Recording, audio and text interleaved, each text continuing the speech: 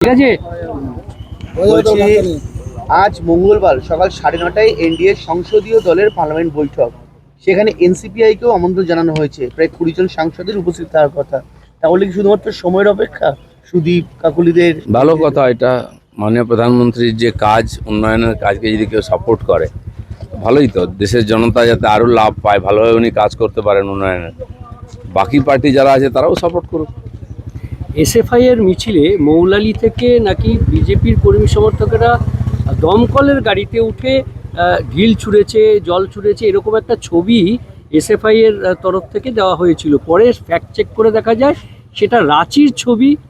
এখানে এসএফআই সেটাকে ব্যবহার করে। যে ছবি দিয়েছে তাদেরকে আগে ভেতরে ঢোকানো উচিত। এই সমস্ত অ্যান্টি সোশ্যাল যারা, তারা বিভিন্ন ব্যানার নিয়ে ঘুরে বেড়াচ্ছে আর তাদেরকে নিজেদের ব্যানারের তলায় নিয়ে আসছে, এ সমস্ত কটাকে ঢোকানো উচিত। আর আমাদের সরকার ঢোকাবেও, সব ভিডিও আছে। দাদা, আজকে সংঘ পরিবার পথে নামছে, ছাত্র শিক্ষক অধ্যাপক শিক্ষাকর্মীরাই মহামিছিলে থাকছেন। মূলত যেভাবে গুন্ডামি চলেছে সেই প্রতিবাদে তারা আজকে রাস্তায় নামছে, যে কিভাবে দিল্লি থেকে গোটা দেশ জুড়ে চলছে এই ধরনের গুন্ডামি বা অন্যান্য বিষয়। সমস্ত দেশবাসীর এই ককরোচ জনতা পার্টি এবং তার সঙ্গসাথী যারা দেশের বিরুদ্ধে আন্দোলন করছে তাদের বিরুদ্ধে আওয়াজ তোলা উচিত। বিধানসভায় আমাদের বিধায়করা এর বিরুদ্ধে বিরোধ দেখিয়েছেন, কালো ব্যাচ পড়েছেন। সারা দেশ জুড়ে বিরোধিতা হয়। এরা ভেবেছে যা ইচ্ছা করতে পারে, এটাই গণতন্ত্র। তা চলতে পারে না।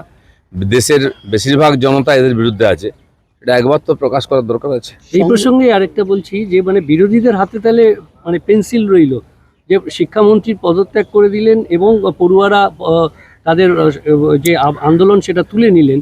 কাজে বিরোধীদের যারা পড়ুয়াদেরকে নাচাচ্ছিল, পড়ুয়ারা পরে বুঝতে পেরেছেন যে তাদেরকে বড় হিসেবে ব্যবহার করা হয়, তারা সরে গেছেন। তাদের আন্দোলন ছিল 1 পয়েন্ট। ঠিক আছে, শিক্ষামন্ত্রী পদত্যাগ করেছেন। আমাদের সরকারও বলেছেন, মাননীয় মোদীজি সরকার বলেছেন যে ছাত্রদের স্বার্থ সর্বোপরি। কিন্তু যারা ছাত্রদের ব্যবহার করছিল তারা এখন রাস্তায় বসে গেছে। আর এরকম বারবার চেষ্টা হয়েছে, প্রত্যেকবার বিফল হয়েছে, এবারও হলো। কিন্তু এই সমস্ত লোককে চিনে রাখা হয়েছে সাধারণ মানুষের, এরা যেন সমাজে কোনো জায়গা না পায়। দাদা, দিল্লি পুলিশের ফেস রেকগনিশন সিস্টেমে 2873 জন অপরাধী ধরা পড়েছে, কিন্তু তার গতকাল রাতে আবার সিজেপি বৈঠক করেন এবং তারপর দেখা যায় আসাম এবং যারা মূলত বিহারে যাদের বিরুদ্ধে অভিযোগ হয়েছিল তাদের অভিযোগ তুলে নেওয়া হয়েছে। কোথাও কি শান্তি ফেরাতে সরকার এই পদক্ষেপ? না, সরকার তো শান্তি চাইবেই। ওরা রোজ কিছু করবে আর সরকার দিয়ে তার পিছনে লেগে থাকবে। সরকার তো অন্য কাজ আছে।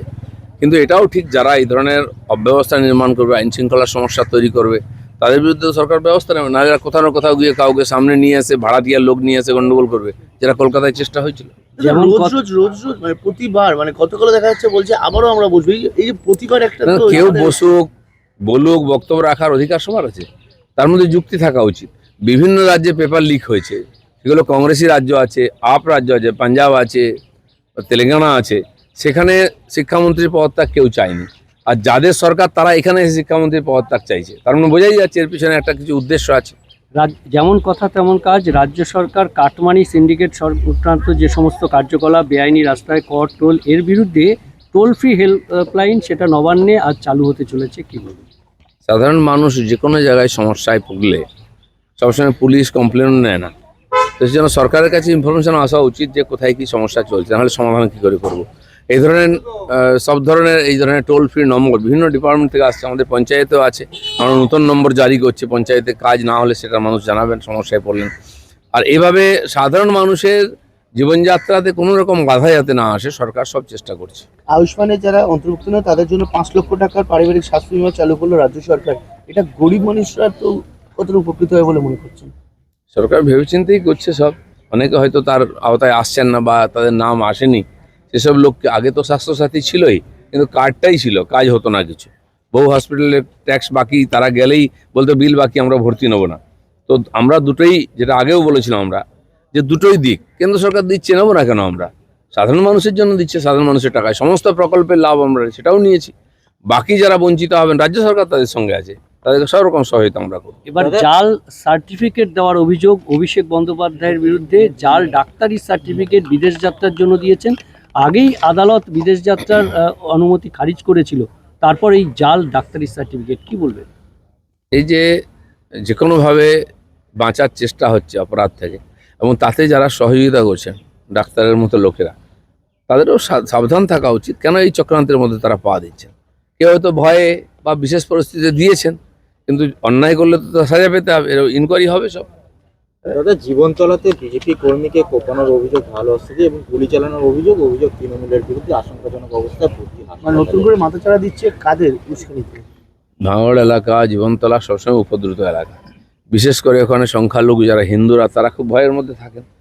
অনেক ঘটনা হয়েছে, সেগুলো তদন্ত হচ্ছে, সাজাও হবে, কিন্তু এখনো পর্যন্ত ওখানে অপরাধীদের যে দবদবা, তারা রাজনৈতিক শেল্টারে থাকে, তারা এখনো এই ধরনের কাজ করে যাচ্ছে।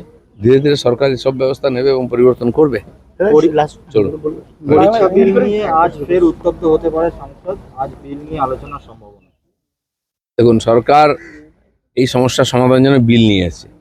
যারা লাফাচ্ছিলেন তাদের এই বিলকে সাপোর্ট করে আইন পাস করানো উচিত। তারা আইনও করতে দেবেন না, নিজেরা লিকও করাবেন, সরকারকে বদনাম করাবেন, এটা চলতে পারে না। সরকার করবে, 370 ধারা বাতিল করে দিচ্ছে এটাকে।